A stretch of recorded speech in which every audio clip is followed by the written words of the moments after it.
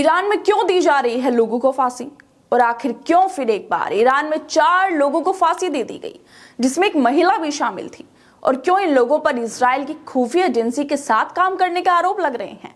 आखिर क्या कनेक्शन था इन लोगों का इजराइल के साथ, जिसकी वजह से ईरान में इन्हें फांसी दे दी गई। दरअसल ईरान ने 4 लोगों को फांसी पर लटका दिया। मारे गए चारों नागरिक ईरान के ही थे, जिनमें एक महिला भी शामिल थी। इन चारों ही लोगों पर आरोप थे कि इन्होंने इजराइल की खुफिया एजेंसी मोसाद के लिए जासूसी की है।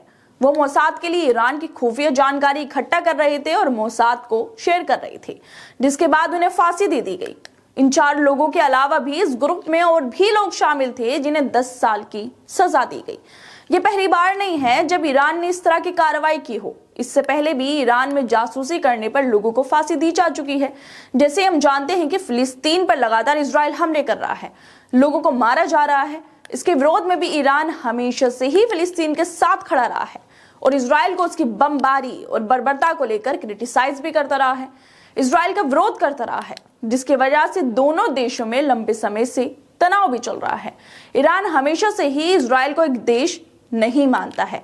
साथ ही आरोप भी लगाता रहा है कि इजराइल ईरान की न्यूक्लियर प्रोग्राम को निशाना बनाकर हमले और हत्याएं करवाता रहा है, जिसकी वजह से ईरान पहले ही साफ कह चुका है कि इजराइल या मोसाद के लिए काम करने वाले लोगों को बख्शा नहीं जाएगा।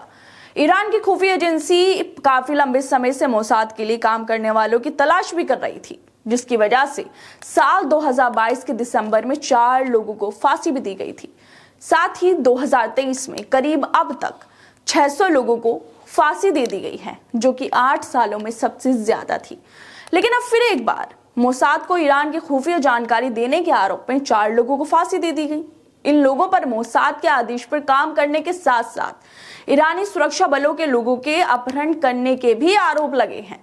ये लोग उनका अपहरण करके उनसे जानकारियां निकलवाते थे। साथ ही इन पर कुछ एजेंटों की कारों और अपार्टमेंट्स में आग लगाने के भी आरोप लगे थे। इस ग्रुप के साथ काम करने वाले और भी काफी लोग हैं, जिन्हें गिरफ्तार किया गया है। उन सभी को लगभग 10 साल की जेल की सजा दी गई है। मरने वाले चारों लोगों की पहचान वफा हनारे, आराम ओमारी और रहमान परहाजे के रूप में हुई है। इनके अलावा महिला आरोपी की पहचान नासिम नमाजी के तौर पर हुई है। इन लोगों को सजा से पहले का आदेश पढ़कर सुनाया गया था।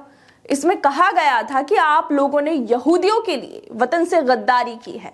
साथ ही ईरान सरकार का कहना है कि वतन में कुछ लोग इजराइल और यहूदियों के हितों के लिए जासूसी करते हैं और इसके बदले उन्हें हजारों डॉलर मिलते हैं। ऐसे लोगों को किसी भी सूरत में बख्शा नहीं जा सकता। इसके पहले भी ईरान ने इजराइल के लिए जासूसी करने वाले कई लोगों को फांसी दी है। 2021 में एक साथ 7 लोगों को इसी जुर्म में सजा दी गई थी। हालांकि तब कई महीने गुजर जाने के बाद भी ये खबर सामने आई थी, लेकिन ईरान सरकार ने अब तक ये बात नहीं मानी है। जिस तरह से लगातार इजराइल आसमानी और जमीनी तौर पर गाजा पर हमले कर रहा है, उसकी वजह से ईरान और इजराइल के बीच और ज्यादा तनाव बढ़ गया है। ईरान लगातार इजराइल को युद्ध खत्म करने की चेतावनी देता रहा है, लेकिन इजराइल की तरफ से लगातार हमले भी किए जा रहे हैं, जिसको देखते हुए लगने लगा है कि इस लड़ाई की वजह से ईरान और इजराइल के बीच तनाव और बड़ा रूप ले सकता है। क्योंकि हाल ही में इजराइल ने सीरिया की राजधानी दमिश्क के पास एक बड़ा हमला किया था, जिसमें ईरान के टॉप कमांडर सैयद रजी मुसावी मारे गए थे।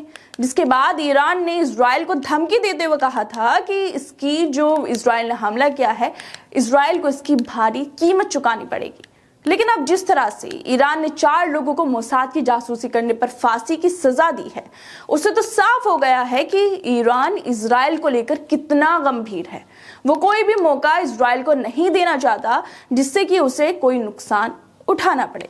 खैर, आप लोगों को दोस्तों इस मुद्दे पर क्या राय है, हमें कमेंट करके जरूर बताएं और बाकी तमाम खबरों को देखने के लिए जुड़े रहिए हमारे साथ।